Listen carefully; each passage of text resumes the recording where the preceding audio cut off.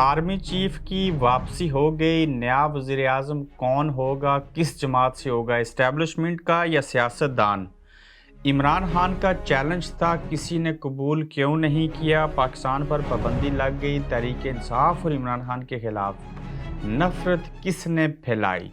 अगर इमरान खान ने ईंट से ईंट बजा दी तो फिर आपने क्या किया? आज के गोरखधंधा में इन नुकात के ऊपर आपसे बात करेंगे।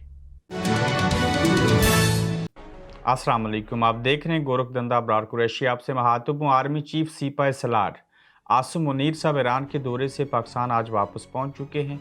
इससे कबल बयान किया था कि कल कोर कमांडर की कॉन्फ्रेंस होगी, उसमें बहुत ही अहम फैसले होंगे, जिसमें से अहम फैसला जो है वो इमरान खान की गिरफ्तारी के हवाले से होगा। ये बात तय है कि फ़ौजी अदालतों के अंदर ट्रायल नहीं होंगे, चूँकि मुस्तकबिल करीब में चीफ जस्टिस उस बात के खिलाफ फैसला सुनाएंगे। फिर आईबी के अंदर भी एक नई तैनाती की गई है। एफआईए के ऊपर प्रेशर है, बाकी इदारों के ऊपर प्रेशर है। जज इनके पास मर्जी के हैं, तो शाहाना केस हो या इद्दत पूरी ना करने वाला केस हो, टेरियन जेड वाला केस जो था वो पीछे चला गया, कत्ल वाला मुकदमा भी बेमनी रह गया। कुछ केसेस ऐसे हैं जिनको वजह बना के ये जवाब तलाश किया जाएगा कि अदलिया ने सज़ा सुनाई, इस्टेब्लिशमेंट का कोई लेना देना नहीं और इमरान खान को हमने जो है वो इस तरह से गिरफ्तार करना है। ताहम कल कोर कमांडर कॉन्फ्रेंस देखते हैं उसमें क्या फ़ैसला होगा। इस सिलसिले में जो दौरा था ईरान का, वहाँ से आर्मी चीफ जो हैं आसिम मुनीर साहब वो पाकिस्तान वापस पहुँच चुके हैं।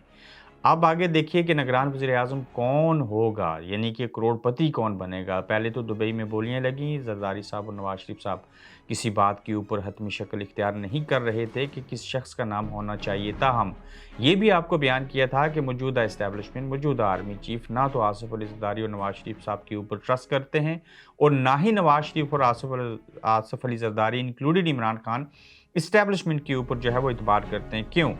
कि इनको पता है कि हमने हमेशा से लूली लंगड़ी हुकूमतें दी हैं, उनकी हुकूमत जब चाहें हम गिरा सकते हैं।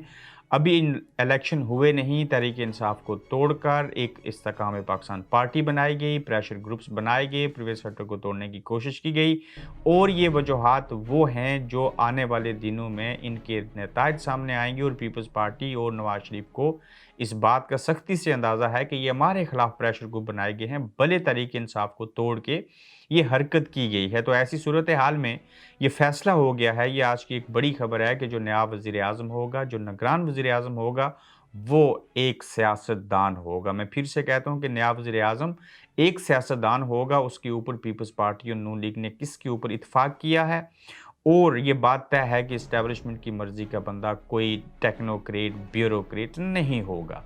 तो अगर ये पीडीएम की हुकूमत जो है वो निगरान वज़ीर-ए-आज़म एक सियासतदान को लेके आते हैं तो किसी हद तक उनके मफादात का तहफ़्फ़ुज़ होगा। ताहम वो निगरान वज़ीर-ए-आज़म भी किसी के चुंगल में फंस जाएगा, किसी के प्रेशर में आ जाएगा। क्या वो ब्लैकमेल होगा या नहीं होगा, ये बात देखने वाली होगी। ताहम पीपल्स पार्टी और नून लीग ने ये तय कर लिया है कि निगरान वज़ीर-ए-आज़म उन दोनों की मुश्तरका काविशों से और इरादों से हम एक सियासतदान को बनाएँगे।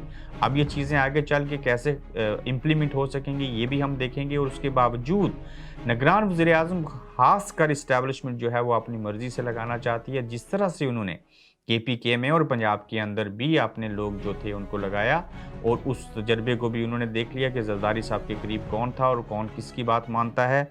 अब इस्टेब्लिशमेंट ये चाहती है कि निगरान वज़ीर-ए-आज़म उनकी मर्ज़ी का हो। चूँकि इस वक्त हालात ऐसे हैं कि इमरान को गिरफ्तार करें तो तब भी प्रॉब्लम, ना गिरफ्तार करें तो तब भी प्रॉब्लम, इलेक्शन करवाएं तो तब भी मसला, ना करवाएं तो तब भी मसला। निगरान हुकूमत बनाना पड़ेगी, ना बनाई तो बड़ी पेचीदगियां हैं।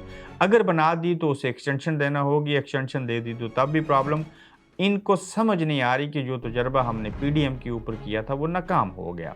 पाकिस्तान के अवाम एक सियासतदान के साथ हैं और जब अवाम ही एक पार्टी और सियासतदान के साथ हों और फिर वो इस्टेब्लिशमेंट के ख़िलाफ़ और पीडीएम के भी ख़िलाफ़ हों तो ऐसी सूरत हाल में नुकसान ना तो इमरान को होगा, ना पीडीएम को होगा, नुकसान फ़ौज को होगा। क्यों? कि अवाम ही वो हैं जो जिसके साथ होंगे, वो असल में ताकत का सरचश्मा है। उसी तरफ नहरें बहेंगी और उसी तरफ जो है उन इदारों का झुकाव होता है। माज़ी में भी आपने देखा कि जो शख्स इस्टेब्लिशमेंट के साथ टकराया, जिसने उनके खिलाफ बोलना शुरू किया, इन्होंने उनको अपने साथ मिलाया और साथ मिला के उनको ज़ेर करने की कोशिश की। तो अब ऐसी सूरत हाल में जब अवाम ही 70% और 80% किसी और जमात के साथ होंगे और आप उसी जमात के लीडर के साथ खिलवाड़ करने की कोशिश करेंगे, गिरफ्तार करने की कोशिश करेंगे, नाअहल की करने की कोशिश होगी, जेल में डालेंगे, तो ऐसी सूरत हाल में तो आवाम आपके ख़िलाफ़ जो है वो सोशल मीडिया पे भी लिखेंगे, बोलेंगे, इंटरनेशनल मीडिया इन चीज़ों को कोट करेगा, तो फिर आपकी जो है वो बदनामी होगी और चीज़ें आगे ऐसे ही बढ़ती रहेंगी। नवाज़ शरीफ साहब पाकिस्तान आएँगे, तो वो किस नौइयत का पाकिस्तान होगा? सबसे पहली बात कि क्या नवाज़ शरीफ पाकिस्तान आएँगे या नहीं आएँगे, अभी तक हतमी फ़ैसला नहीं किया। किसने? उन्होंने खुद। क्या एस्टैब्लिशमेंट चाहती है? इसके बारे में भी कुछ नहीं कह सकते। अगर नवाज़ शरीफ पाकिस्तान वापस आ जाएँगे तो क्या होगा? जैसे कहा गया था कि डार साहब आएँगे, डॉलर डर जाएगा, डॉलर नीचे चला जाएगा और रुपए की कदर बढ़ेगी। इसी तरह से फिर से ये बताया जा रहा है कि जब भी नवाज़ शरीफ साहब वापस पाकिस्तान आएँगे तो पाकिस्तान की मैशत को चार चाँद लग जाएँगे, वो बूस्ट करेगी, बहुत फलेगी, फूलेगी और पाकिस्तान के माशी हालात बेहतर हो जाएँगे, क्योंकि उन्होंने जो इन्वेस्टर हैं विद इन द पाकिस्तान और फ़ॉरेन के अंदर उनको ये कन्विंस किया है इस बात के ऊपर कि आप इन्वेस्टमेंट करें, आपका पैसा महफूज होगा, मुल्क तरक्की करेगा, चीज़ें आगे बढ़ेंगी। तो क्या वो जो 22 ख़ानदान हैं, जो चंद ख़ानदान हैं, वो नवाज़ शरीफ साहब के जिनके साथ ज़ाती मुरासम है, तो उनके कहने के ऊपर जब इन्वेस्टमेंट करेंगे तो कोई बेहतरी आएगी या नहीं आएगी? मगर ये कहा जा रहा है कि जो ही नवाज़ शरीफ पाकिस्तान पहुँचेंगे, पाकिस्तानी मैशत जो है वो बेहतर हो जाएगी।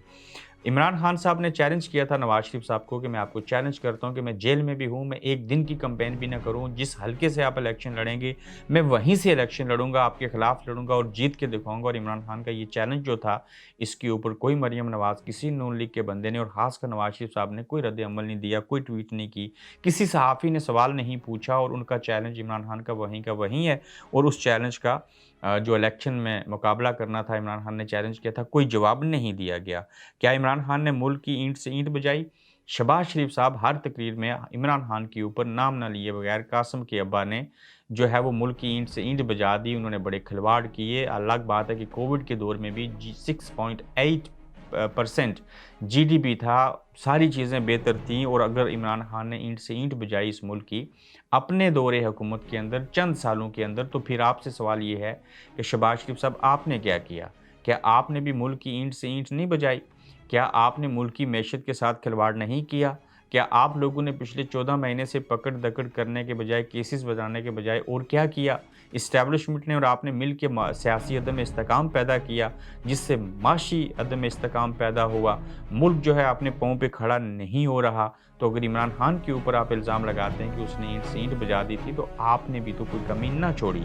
तो ऐसी सूरत हाल में इमरान खान के ऊपर सारी चीज़ों का कह देना, यकीनन ये जो बात है, ये काबिले गौर इसलिए नहीं कि आपके दौर में औरतों से लेके बच्चों से लेके पॉलिटिकल जो इंजीनियरिंग हुई, ऐसी किसी दौर में नहीं हुई और ज़ियाउल हक साहब के दौर में भी नहीं हुई।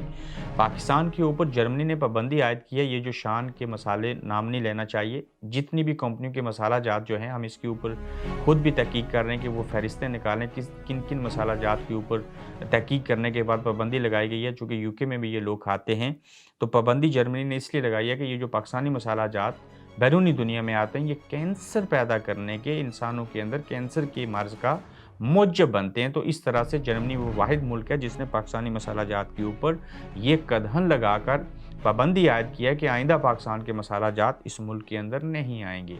अब इसको कोई साजिश कहे, इसको क्वालिटी कंट्रोल वाले बेहतर कह सकते हैं, चूँकि पाकिस्तान के अंदर अशिया का, खाने पीने की चीज़ों का मेयार ये है कि वहाँ पे 1 नंबर नहीं 10 नंबर चीज़ें बनती हैं। दूध में मिलावट कर लें कोई बुरी बात नहीं, कुछ और कर लें कोई बुरी बात नहीं, लेकिन ये हांडियों के अंदर जो मसाला जात इस्तेमाल होते हैं, जो कि लोगों के लिए एक इम्पॉर्टेंट चीज़ है, तो अगर अपनी ही कम्युनिटी ये इस्तेमाल करती है या बाकी एथनिक्स कम्युनिटी इनका इस्तेमाल करते हैं और वो कैंसर के मर्ज़ का मूजब बनते हैं, तो इस वजह से अगर जर्मनी ने पाबंदी लगाई तो पाकिस्तान की इन कंपनीज़ को सोचना पड़ेगा कि इसका इम्पैक्ट जो है जहाँ पे कंपनीज़ के ऊपर पड़ेगा, आम वर्कर के ऊपर पड़ेगा, उसका इम्पैक्ट मुल्क के ऊपर भी है, बदनामी भी है और माशी तौर के ऊपर भी नुकसान की बात है। तो ये पाबंदी और कौन-कौन सा मुल्क लगाएगा? अभी तक पाकिस्तान के अंदर से आने वाले मसाला जात के ऊपर जर्मनी ने बाज़ाब्ता तौर के ऊपर पाबंदी आयद कर दी है। चूँकि पाकिस्तान में आप रिश्वत देते हैं, क्वालिटी कंट्रोल वाला पता नहीं डिपार्टमेंट भी होगा या नहीं होगा, तो वो साइन कर देते हैं, सब अच्छा है, बेशक 2 नंबर चीज़ें ही क्यों ना हों।